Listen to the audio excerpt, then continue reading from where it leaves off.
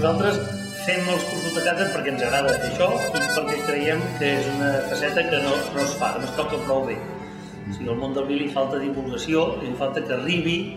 al gran públic, o sigui, no tan sols que arribi el coneixedor de vins, sinó que arribi al gran públic. És el centre vinícola de Catalunya, claríssimament, és el Penedès, és on hi ha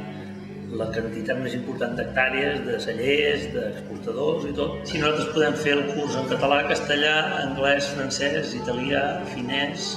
alemany, ja no sé si m'he dit alguna, 7 o 8 idiomes, aprendran quelcom més i podran preguntar i aclarir els dubtes que tenen. Això també és molt important, o sigui, no és tan sols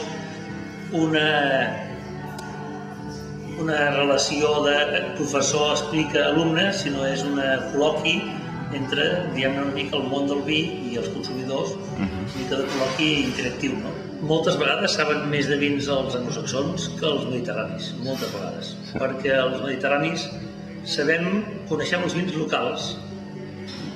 tampoc diria molt, però bastant, i les característiques dels vins locals, però no coneixem massa els vins de la comarca veïna. I els anglosaxons, com que no tenen producció de vi, el qui li agrada el món del vi s'informa moltíssim, llegeix molt, connecta a internet a les pàgines web de les revistes vinícoles i moltes vegades tenen més cultura vinícola els anglosaxons que els mediterranis. Recomana, primera cosa, amb el tema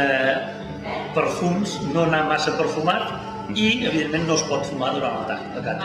També recomanem que no es fumi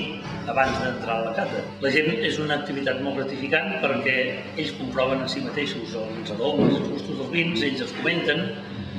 i després, si això hi afegeixes el tema de que una copa de vi, una copa de cava sempre et posa una mica més content que no pas com has entrat, tot i que no han de veure, poden escopir, però sempre hi entra aquell tema, doncs, grups potser que es coneixen poc o que s'acaben de conèixer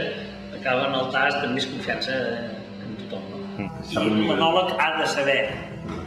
viticultura, tot i que no tots els enòlegs saben molt de viticultura, i sap una mica de gastronomia, però tampoc no té per què saber-ne. Però vull dir que, clar, pots demanar-li cadascú el que coneix. Llavors hi ha tastos de vins a tot el món i fets per diferents tipus de gent. I nosaltres els enòlegs defensem que els tastos de vins els facin els enòlegs, que són les persones que han fet els vins, que saben els defectes dels vins i saben explicar o han de saber explicar